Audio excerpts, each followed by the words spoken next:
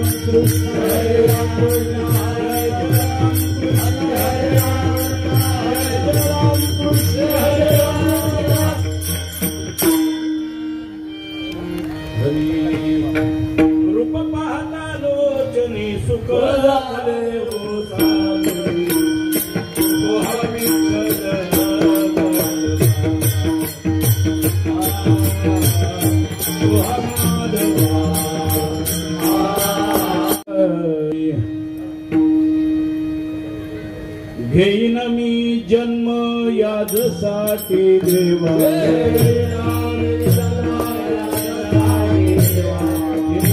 मी जन्म याजसाठी देवा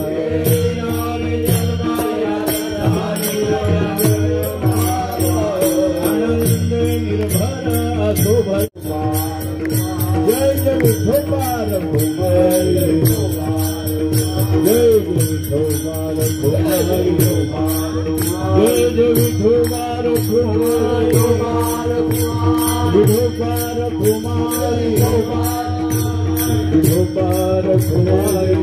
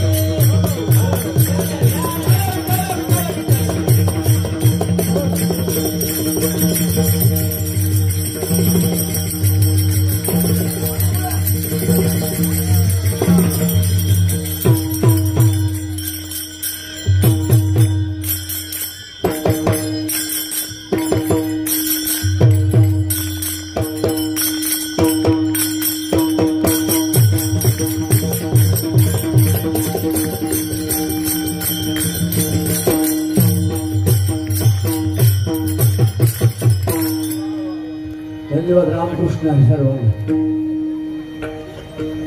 प्रथम सर्वांना माझी हाक आहे, कोणी वेळेचा विचार करू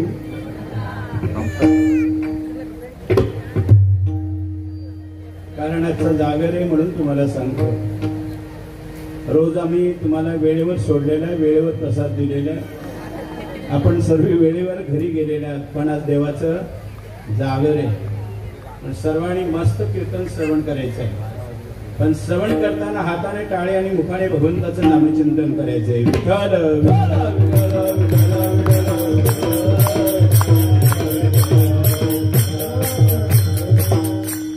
आज कीर्तन अभ्यासपूर्वक होईल, फक्त श्रवण शांत करायचंय आपण सर्वांनी. घेईन मी जन्म याजसाठी देवा, घेईन मी जन्म याजसाठी देवा, तुझी चरण सेवा साधावया. हरिनाम कीर्तन संतांचे पूजन, घालीन लोटांगण महाद्वारी. आनंद निर्भर असो भलत्या ठाई, आनंद निर्भर असो भलत्या ठाई. सुख दुःखानाई चाडामा, हरिनाम कीर्तन संतांचे पूजन, घालीन लोटांगण महाद्वारी. आणि कसायास न करीन धर्यास, होईन उदास सर्व भावे. हरिनाम कीर्तन संतांचे पूजन, घालीन लोटांगण महाद्वारी. मोक्षामा घरी कामारित्या दासी, मोक्षामा घरी कामारित्या दासी. होय सांगवायशी तुका म्हणी, हरिनाम कीर्तन संतांचे पूजन, घालीन लोटांगण महाद्वारी. पांडुरंगा करू प्रथम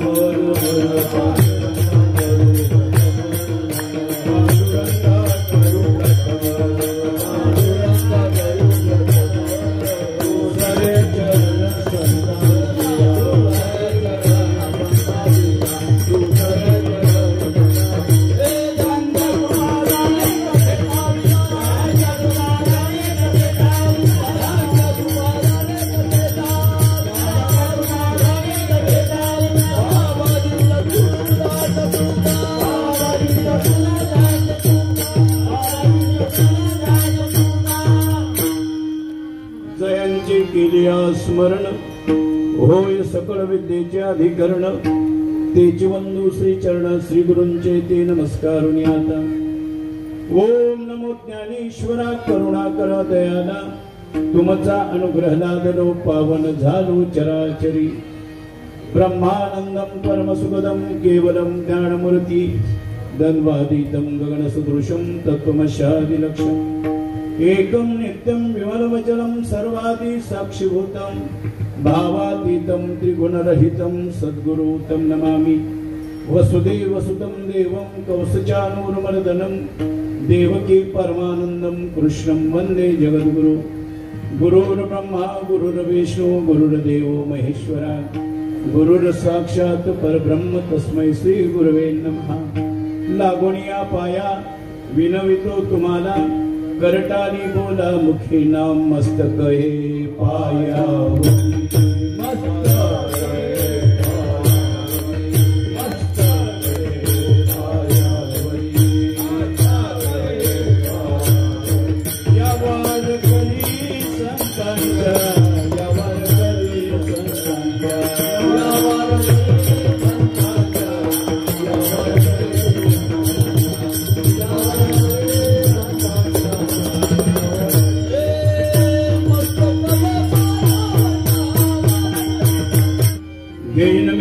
याजसाठी देवा, तुझी चरण सेवा साधावया. हरिनाम कीर्तन संतांचे पूजन, घालीन लोटांगण महाद्वारी. प्रस्तुत प्राप्त रूपी सेवेकरता घेतलेला भंग, देहूचे सुप्रसिद्ध साधू वैराग्याचे मुकुटमणी महाराष्ट्र भूषण जगद्गुरु तुकाराम महाराज यांचा हा 5 चरणाचा अभंग आहे. या अभंगामधून जगद्गुरु तुकाराम महाराज एक उत्तम अशी प्रतिज्ञा करत आहेत, उत्तम असा संकल्प करत आहेत. विठ्ठल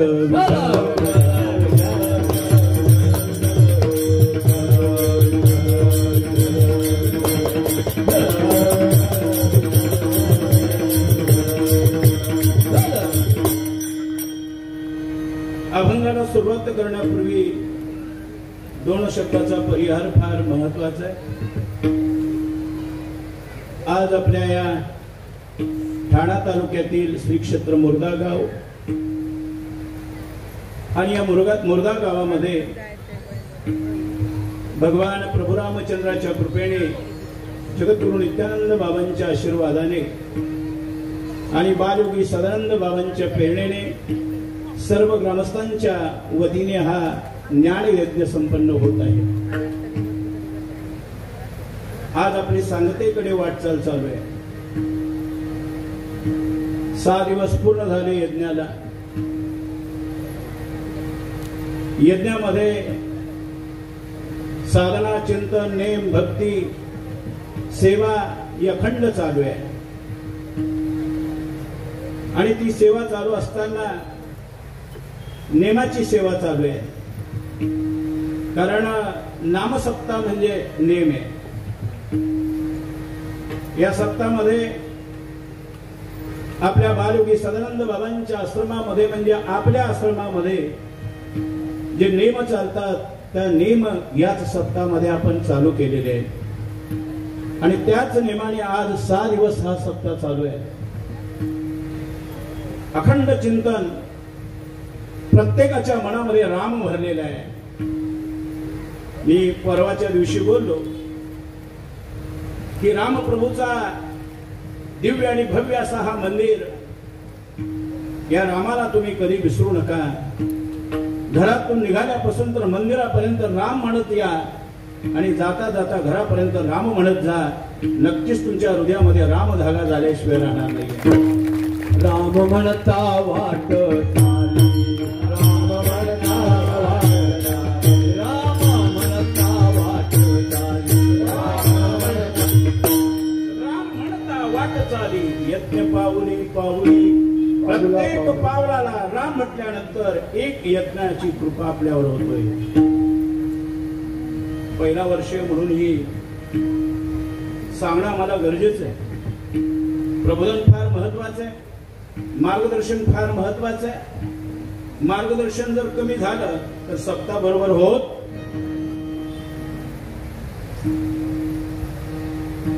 राम म्हणत राहा, फक्त राम. रामाच्या पलीकडे काही म्हणू नका बाबांनो.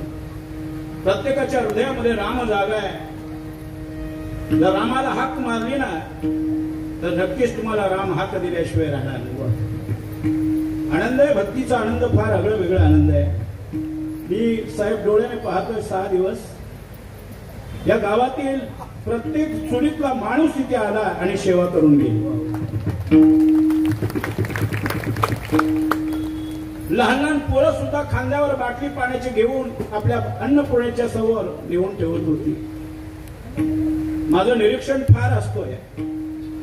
मी कुठेही जरी कोपऱ्यात जरी बसलेला असलो ना तरी प्रत्येक माणसाकडे माझं लक्ष असतं.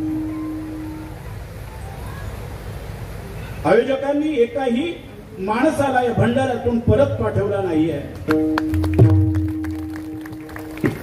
ही अन्नपूर्णा फारच आले. कुठे काय ताई बसले मला समजत नाही भंडाऱ्यात असेल.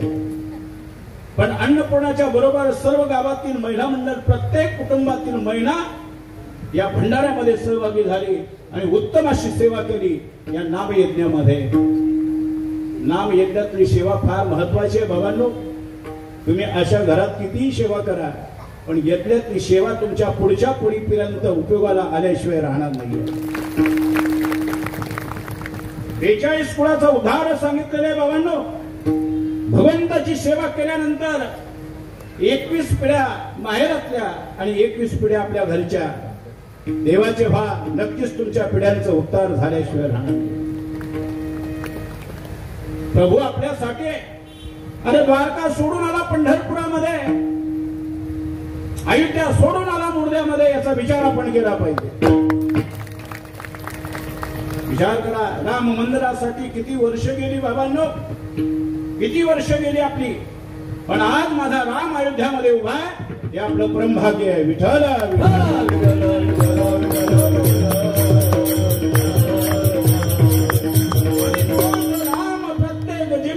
प्रत्येक तालुक्यामध्ये, प्रत्येक खेड्यामध्ये, प्रत्येक गावामध्ये राम आलेला आहे. म्हणून तुम्हाला जागे करतोय. उठा जागे वारे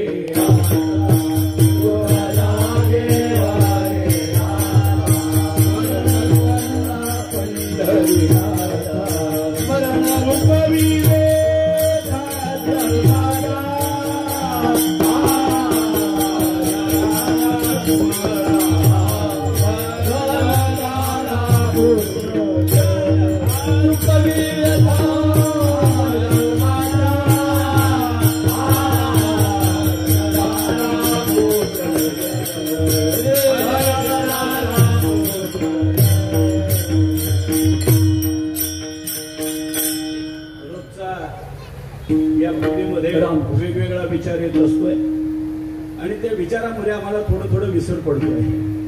अखंड काकडा चालू आहे आमच्या जीवनामध्ये, तरी सुद्धा विसर पडतोय. उठा जागे भारे आता, स्मरण करा पंढरीनाथा, भावे चरणी ठेवा माथा, चुकवी व्यथा जन्माच्या. जन्ममनाच्या येरझारेतून मुक्त व्हायचं असेल तर आपल्या घरामध्ये टाळ वाजला पाहिजे.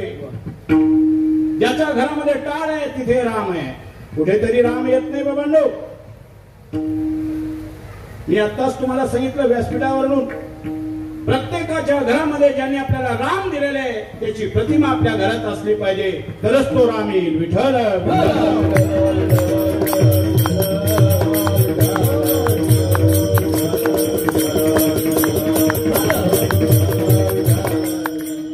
आजचा आनंद वेगळा वेगळा आनंद आहे बाबा.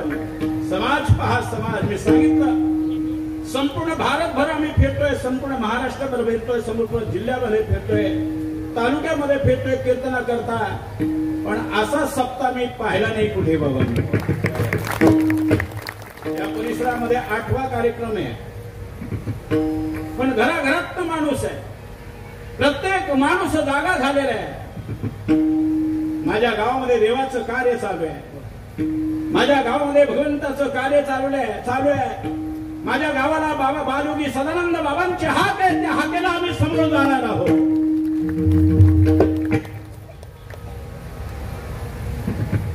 हा राम फार आगळा वेगळा आहे. 36 वर्षाचा अनुभव आहे आमच्या जीवनामध्ये. या रामाला आम्ही फार ओळखलेले आहे बाबांनो. या रामाला आम्ही हृदयामध्ये साठवलेले आहे. या रामाला माझा संपूर्ण परिवार समर्पण केलेला आहे. संपूर्ण परिवार समर्पण केलेलं आहे बाबांना.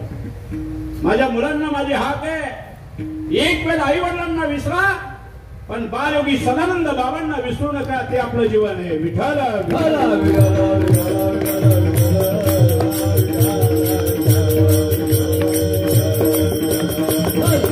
बाबांच्या हाकेला आपण सर्व मंडळी सामोरे गेलेले आहात आणि दिव्य आणि भव्य असा हा नामयज्ञ सोहळा संपन्न होत आहे. आणि नामयज्ञ सोहळ्याचा आजचा 6वा दिवस. खरं म्हणजे ही सेवा हरिभक्त परायण गुरुवारी प्रमोदजी महाराज जगतापांची सेवा होती. महाराजांना मी 2 तारीख दिली होती, पण महाराजांच्या ऐकण्यामध्ये फरक झाला म्हणून महाराजांनी 1 तारीख लिहिली आणि ती 1 तारीख माझी असल्या कारणाने मी महाराजांना सेवा दिली आणि महाराजांच्या जागेवर आज मी सेवा करतोय. विठ्ठल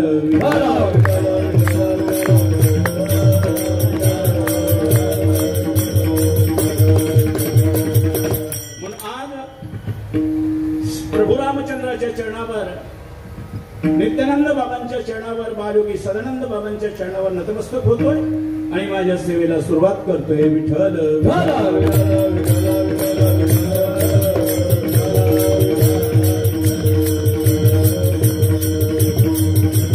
जगद्गुरु तुकाराम महाराजांनी अभंगामधून एक संकल्प केलेला आहे, प्रतिज्ञा केलेली आहे. पण प्रतिज्ञा करत असताना एक वर्ग असा आहे, तो वर्ग म्हणजे प्राज्ञांचा वर्ग आहे. प्राज्ञ कोणाला म्हणतात? ज्यांचा अधिकार आहे, जे ज्ञान संपन्न आहेत, जे अनुभव आहेत, उत्तम मार्गदर्शक आहेत, जीवनामध्ये साधन आहे, चिंतन आहे, भक्ती आहे, नेम आहे, ते प्राज्ञ आहेत. काय म्हटलं मी? नियम आहे, साधना आहे. ज्यांचा अधिकार आहे, ज्यांचा अनुभव आहे, ज्यांची अनुमती आहे, ज्यांच्या जीवनामध्ये साधन आहे, ज्यांच्या जीवनामध्ये भक्ती आहे, ते प्राज्ञ आहेत, त्यांना अधिकार आहे. बाबा कोण आहेत? विचार करा बाबांनो. बाबांना अधिकार आहे. बाबा हे प्राज्ञ आहेत. बाबा या अधिकार आहे, बाबा या अनुभव आहे, बाबांच्या जीवनामध्ये ज्ञान आहे. ज्ञानोबाच्या प्रत्येक ओवीचा बाबांना अनुभव आहे. विठ्ठल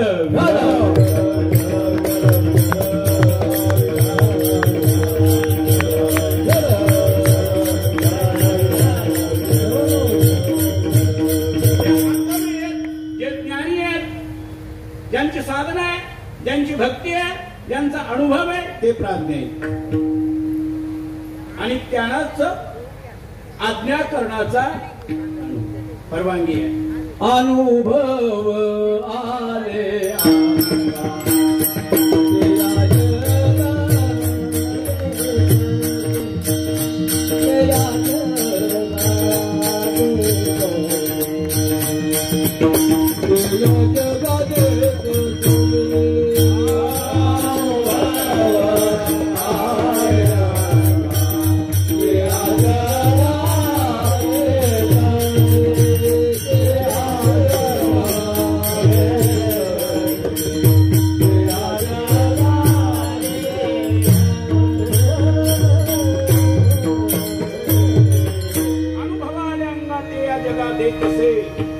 अनुभवाशिवाय समाजासमोर बोलू नये. महाराज म्हणतात अनुभव असेल तर बोलावं, नाही तर बोलू. जे प्राज्ञ आहेत त्यांनाच अधिकार आहे आज्ञा करण्याची. म्हणून 3 प्रकार सांगितले. काही आज्ञा करतात, आज्ञा करणाऱ्याची अवज्ञा सुद्धा करतात, आणि शेवटला महाराज आपल्या जीवनामध्ये प्रतिज्ञा सुद्धा करतात. फार महत्वाचा विषय आहे. ऐकायचंय, श्रवण करायचंय. आज्ञा फार महत्वाची आहे. 5 जणांनी आज्ञा केली आपल्या जीवनामध्ये, आपल्या याच्यामध्ये. पहिली आज्ञा म्हणजे आईवडिलांची आज्ञा, दुसरी आज्ञा म्हणजे राजाची आज्ञा, तिसरी आज्ञा म्हणजे शास्त्राची आज्ञा, चौथी आज्ञा म्हणजे देवाची आज्ञा, आणि 5वी आज्ञा म्हणजे गुरुची आज्ञा. विठ्ठल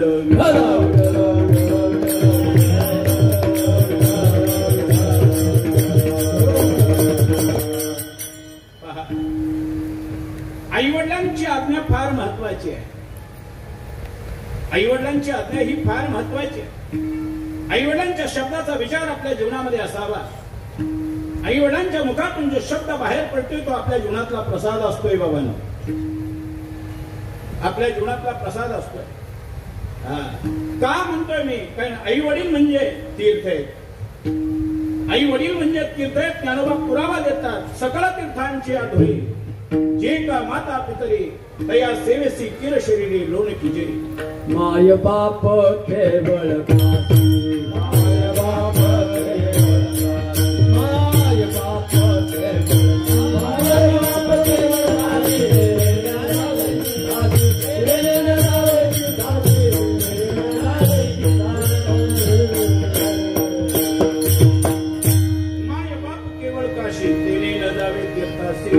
आई वडील म्हणजे तीर्थ आहेत, आणि त्याच्या आज्ञेचं पालन करणं फार महत्वाचं आहे. त्याच्या आज्ञेचं पालन करणं फार महत्वाचं आहे. रामप्रभूला राजा दशरथाने आज्ञा केली. काय? 14 वर्ष वनवासात जायचंय, आज्ञा केली, आणि त्या आज्ञेचं पालन रामप्रभूने केले. वडिलांची आज्ञा,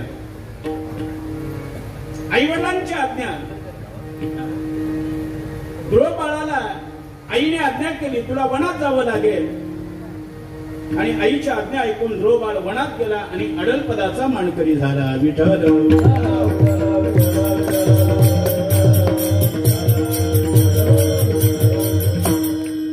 जास्त बोलणार नाहीये, थोडं थोडं सांगून पुढे जाणार आहे. जास्त बोलायला गेलो तर 10 साडे 10 वाजतील. मला फार महत्वाचा विचार आहेत बाबांना. ऐका, आई वडिलांच्या आज्ञेचं पालन केलं पाहिजे. पुढे राजाची आज्ञा सांगितली. राजा फार महत्वाचा आहे. राजा आपल्या रक्षणाकरता तयार केला भगवंताने. राजा आपल्या रक्षणाकरता भगवंताने तयार केला. मग वायू असू दे, चंद्र असू दे, इंद्र असू दे, कुबेर असू दे, अशा 8 दिव्यपाल यांच्या वीर्याने हा राजा तयार झालेला आहे. यांच्या विर्याने हा राजा तयार झालेला आहे आणि राजा तयार कशा करता केला आपल्या जीवनामध्ये भीती आहे ती भीती घालवण्याकरता राजाची तयारी झाली. हे भगवंताचं देण आहे आपल्यासाठी. मग राजाची आज्ञा फार महत्वाची आहे. राजाचं आज्ञेचं पालन आपण करणं फार महत्वाचं आहे. गावच्या सरपंचाचं ऐकलं पाहिजे पण तशी सेवा असेल तर नाही का. इकडे नगरसेवक आहे. मी कधी कधी म्हणतोय स्वार्थासाठी आपलं संप्रदाय द्यायचं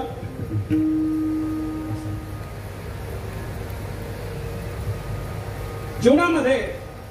राजा जरी लहान असला तरी त्या राजाचं पालन आपण केलं पाहिजे. तो राजा आहे शेवटी.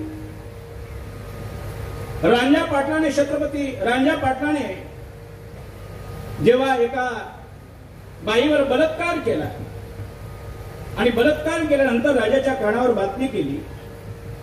छत्रपती शिवाजी राजा आले आणि आज्ञा केली याला कडेलोट करा. त्या रांझ्या पाटलाला कडेलोट करून टाकला. राजाची आज्ञा. विठ्ठल